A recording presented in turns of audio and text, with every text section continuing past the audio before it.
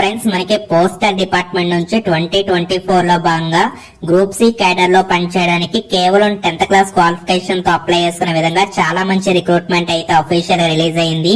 ఈ రిక్రూట్మెంట్ కి సంబంధించిన కంప్లీట్ డీటెయిల్స్ ఈ వీడియోలో చెప్తాను. అర్హతలు, వయసు, సెలక్షన్ ప్రాసెస్ ఇలా కంప్లీట్ డీటెయిల్స్ చెప్తాను. ఒకే ఒక చిన్న రిక్వెస్ట్ గైస్, తప్పకుండా మన వీడియోని ఒక చిన్న లైక్ చేయండి. ఒక లైకే కదా అడుగుతున్నాము కాబట్టి ఒక లైక్ చేసి సపోర్ట్ చేయండి. వీలైతే మీ ఫ్రెండ్స్ అందరికీ కూడా షేర్ చేసి మన ఛానల్ ని సబ్స్క్రైబ్ చేసుకుని బెల్ ఐకాన్ యాక్టివేట్ చేసుకోండి. నెక్స్ట్ పెట్టే అప్డేట్స్ అన్ని కూడా మీకు నోటిఫికేషన్ రూపంలో అయితే వస్తాయి.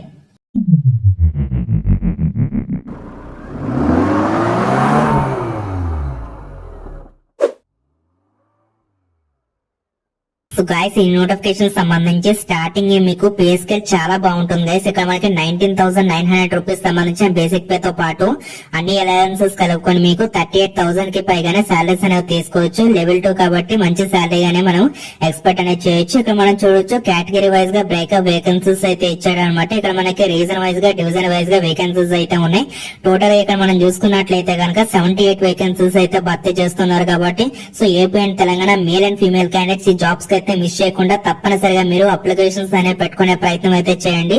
మరి వీటికి సంబంధించిన ఏజ్ లిమిట్ చూసుకున్నట్లయితే మినిమం 18 నుంచి అప్ టు 27 వరకు అప్పర్ ఏజ్ లిమిట్ అయితే ఇచ్చారు. ఇది మనకి జనరల్ వాళ్ళకి సంబంధించిన ఏజ్ లిమిట్ అనమాట.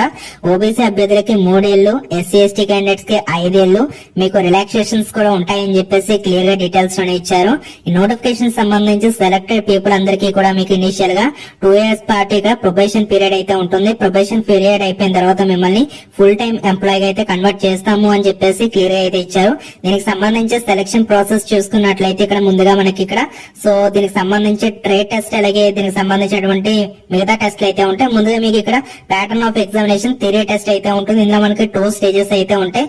ఫస్ట్ స్టేజ్ ఏ విధంగా ఉంటుందంటే ఇక్కడ మనం చూడొచ్చు 80 మార్క్స్ అయితే మీకు థియరీ పేపర్ అయితే ఉంటుంది. ఇందులో మనకి ఇక్కడ జనరల్ నాలెడ్జ్, సింపుల్ అథమెటిక్, అలాగే general intelligence, reasoning, motor mechanism, traffic rules, signals and regulation సంబంధించి టోటల్ 80 మార్క్స్ అయితే మీకు పేపర్ ఉంటుంది. తర్వాత స్టేజ్ 2 చూసుకున్నట్లయితే ఇక్కడ మనం చూడొచ్చు ఇక్కడ మీకు 20 మార్క్స్ సంబంధించినటువంటి స్కిల్ టెస్ట్ అయితే ఉంటుందనేసి క్లియర్ డీటెయిల్స్ ఇచ్చారు. అది మనకి ప్రాక్టికల్ ఎగ్జామ్ అనమాట. థియరీకి సంబంధించిన డీటెయిల్స్ చూసుకుంటే 80 మార్క్స్ సంబంధించి మీకు ఉంటుంది. 90 minutes అయితే టైం ఇస్తారు. పేపర్ కూడా మీకు ఇంగ్లీష్ తో పాటు హిందీలో అయితే ఉంటుంది. మల్టిపుల్ చాయిస్ క్వశ్చన్స్ అయితే ఉంటాయనేసి ఇచ్చారు. ఇందులో మీరు క్వాలిఫై అవ్వాలంటే ఎస్సీ ఎస్టీ క్యాండిడేట్స్ కి 33% మార్కులు రావాలి. ఓబీసీ మరియు ఈడబ్ల్యూఎస్ అభ్యర్థులకు సంబంధించి 37%, రిమైనింగ్ క్యాండిడేట్స్ కి 40% మీకు మార్కులు అయితే రావాలని చెప్పేసి డీటెయిల్స్ క్లియర్ అయితే ఇవ్వడం జరిగింది. వన్స్ ఇది ఫినిష్ అయిపోయిన తర్వాత మీకు ప్రాక్టికల్ ఎగ్జామినేషన్ అయితే ఉంటుంది. సో ప్రాక్టికల్ ఎగ్జామినేషన్ సంబంధించిన డీటెయిల్స్ అయితే ఒకసారి చూసుకునే ప్రయత్నం చేయండి. సో దీనికి సంబంధించి సిలబస్ కూడా డీటెయిల్ గా ఇచ్చారు. సో మనకి ఏ టాపిక్స్ నుంచి సో మనకి ఏ టాపిక్స్ వస్తున్నాయి ఏంటి ఇవన్నీ కూడా ఇచ్చారు. పేపర్ 1 కి సంబంధించి ఇక్కడ మనం చూడొచ్చు ఏ పార్ట్స్ అనేవి మనం చదవాలి ఏంటి ఇవన్నీ కూడా క్లియర్ అయితే ఇచ్చారు. ఈ విధంగా దీనికి సంబంధించి సెలక్షన్ అయితే కంప్లీట్ అయిపోతుంది.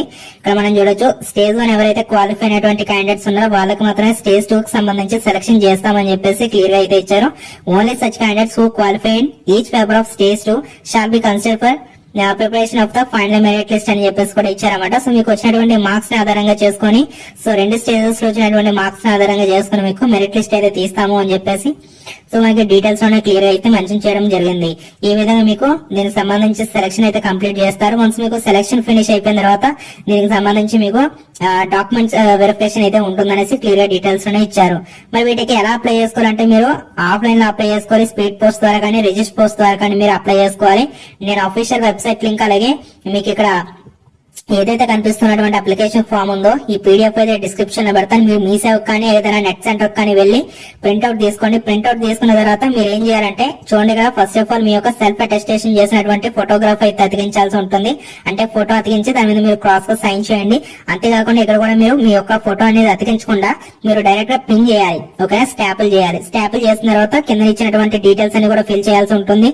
లైక్ ఇక్కడ మనం చూడొచ్చు name of the candidate in block letters, అలాగే Aadhaar card number, father's name, postal address details, మీ యొక్క క్యాస్ట్, మీ యొక్క డేట్ ఆఫ్ బర్త్, ఏజ్, తర్వాత నేషనాలిటీ ఇండియన్, అలాగే జనరల్, అలాగే ఈమెయిల్ ఐడి, అలాగే క్వాలిఫికేషన్ డీటెయిల్స్ అంటే 10th లో వచ్చినటువంటి మార్క్స్ ని మీరైతే మెన్షన్ చేయాలి. ఎప్పుడు పాస్ అవుట్ అయ్యారు, అలాగే మార్క్స్ ఎంత వచ్చాయి, టోటల్ మార్క్స్ ఎంత, పర్సెంటేజ్ ఎంత, ఏ బోర్డు లో చదివారు, మొత్తం అన్ని కూడా ఇవ్వాల్సి ఉంటుంది అనమాట. ఈ డీటెయిల్స్ అన్ని కూడా ఇచ్చేసిన తర్వాత కిందకి రావాలి. కిందకి వచ్చిన తర్వాత మీరు ఈ యొక్క డీటెయిల్స్ తో పాటు మీరు అప్లై ఫీ అయితే పే చేస్తారు కదా, దానికి సంబంధించిన డీటెయిల్స్ అయితే ఇవ్వాలి.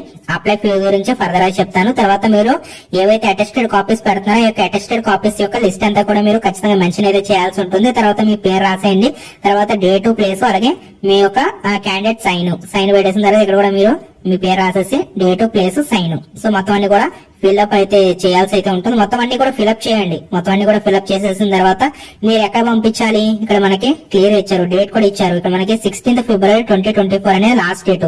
మీరు కేవలం రిజిస్టర్ పోస్ట్ ద్వారా కానీ స్పీడ్ పోస్ట్ ద్వారా కానీ మాత్రమే పంపించాలి. సో మీరు ఏదైతే అప్లై ఫామ్ ఉందో అప్లై ఫామ్ తో పాటు పెట్టాల్సిన డాక్యుమెంట్స్ ఏంటంటే మీ యొక్క attested copies of all your certificates అనమాట. అన్ని సర్టిఫికేట్స్ కూడా క్రాస్ గా సైన్ చేసి జిరాక్స్ కాపీస్ పెట్టాలి. దాంతో పాటు మీరు అప్లై ఫీ అయితే పే చేయాలి. 100 రూపాయలకు సంబంధించి పోస్టల్ ఆర్డర్ అయితే మీరు తీయాల్సి ఉంటుంది. In favour of manager mail motor service Kanpur, payable at Kanpur అని చెప్పేసి మీరైతే మెన్షన్ చేస్తూ, సో మీరు ఈ యొక్క పోస్టల్ ఆర్డర్ పోస్ట్ ఆఫీస్ కి వెళ్తే మీరు 100 రూపాయలు పే చేసి మీరైతే తీసుకోవాల్సి ఉంటుంది. ఆ యొక్క స్లిప్ కూడా పెట్టాలి. సో పెట్టేసిన తర్వాత మీరు ఇక్కడ కనిపిస్తున్నటువంటి అడ్రస్ కి డైరెక్ట్ గా వాళ్ళకి మీరు స్పీడ్ పోస్ట్ ద్వారా కానీ రిజిస్టర్ పోస్ట్ ద్వారా కానీ పంపించాల్సి ఉంటుంది. ఖచ్చితంగా ఎన్వలప్ కవర్ తీసుకొని ఎన్వలప్ కవర్ మీద ఫ్రమ్ అడ్రస్ టు అడ్రస్ రాసేసి టాప్ సైడ్ లో ఏమైనా రాస్తారంటే చూడండి, application for direct recruitment off to the post of driver in UP circle అని చెప్పేసి మీరు అయితే ఖచ్చితంగా మెన్షన్ చేయాల్సి అయితే ఉంటుంది. ఇక ఫీజు అనేది ఎవరు పే చేయగలదంటే ఎస్సీ ఎస్టీ క్యాండిడేట్స్ అండ్ అమ్మాయిలు ఎలాంటి అప్లై ఫీ కూడా మీరు పే చేయాల్సిన రిక్వైర్మెంట్ అయితే లేదు కాబట్టి మీరు ఫ్రీ ఆఫ్ కాస్ట్ అయితే అప్లై చేసుకునే ప్రయత్నం అయితే చేయండి. ఓకేనా. సో ఇది మనకి డిపార్ట్మెంట్ ఆఫ్ పోస్ట్. సో ఇక్కడ మనకి పోస్టల్ డిపార్ట్మెంట్ నుంచి అఫీషియల్ గా డ్రైవర్ ఉద్యోగాలు, ఆర్డినరీ గ్రేడ్ ఉద్యోగాలను అయితే భర్తీ చేస్తున్నారు. మేల్ అండ్ ఫీమేల్ క్యాండిడేట్స్ ఇది కూడా అప్లై చేసుకోవచ్చు. ఇవన్నీ కూడా మనకి groups in non gazetted non ministerial post అనమాట. సో దీనికి సంబంధించి ఇక్కడ మనం క్లియర్ గా నోటీస్ చేసుకున్నట్లయితే క్వాలిఫికేషన్ డీటెయిల్స్ అయితే ఇవ్వడం జరిగింది. సో ఎవరికైతే మినిమం 10th క్లాస్ క్వాలిఫికేషన్ ఉందో వాళ్ళు అప్లై చేసుకోవచ్చు.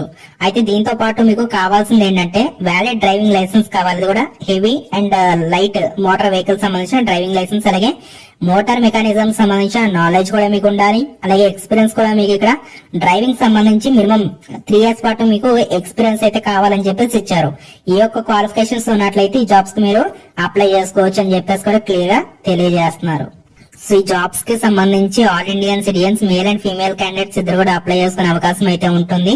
చాలా మంది అడుగుతుంది ఏంటంటే ఇనీషియల్ పోస్టింగ్ ఎక్కడ ఉంటుంది. ఇనీషియల్ పోస్టింగ్ మీకు ఎక్కడ ఉంటుందంటే ఇక్కడ మనకి ఉత్తరప్రదేశ్ లోనే దీనికి సంబంధించిన ఇనీషియల్ పోస్టింగ్ అయితే ఉంటుంది. కానీ 2 years పాటు ప్రొబేషన్ ఉంటుంది కదా, 2 years పాటు ప్రొబేషన్ ఫినిష్ అయిపోయిన తర్వాత మీరు కావాలంటే మన స్టేట్స్ కూడా, సో మనకి అక్రాస్ ఇండియాలో ఉన్నటువంటి స్టేట్స్ అన్నిటికీ కూడా మీరు ట్రాన్స్ఫర్స్ కూడా పెట్టుకోవచ్చు. కాబట్టి 2 years పాటు మావి కాదు మేము కష్టపడదాం అనుకుంటే కనుక జాబ్స్ కి అయితే మీకు ఖచ్చితంగా ఛాన్స్ ఉంటుంది. జాబ్ వచ్చేందుకు ఛాన్స్ ఉంటుంది. కాంపిటీషన్ కూడా చాలా తక్కువ ఉంటుందండి. ఇటువంటి జాబ్స్ కి చాలా మంది అప్లై చేయరు. కాబట్టి మీరు అప్లై చేసుకున్నారనుకోండి ఈజీగా జాబ్ వచ్చే అవకాశాలు అయితే ఉంటాయి. అరౌండ్ మనకి 78 వరకు వేకెన్సీస్ ఉన్నాయి. ప్రతి ఒక్క క్యాస్ట్ వారికి కూడా వేకెన్సీస్ అనేవి కేటాయించడం అయితే జరిగింది. కాబట్టి సో ఛాన్స్ ఉంటే మిస్ చేసుకోకుండా అప్లై చేసుకోండి. వీడియోని ప్రతి ఒక్కరు లైక్ చేసి షేర్ చేయండి. ఛానల్ ని సబ్స్క్రైబ్ చేసుకుని బెల్ ఐకాన్ యాక్టివేట్ చేసుకోండి. Thank you.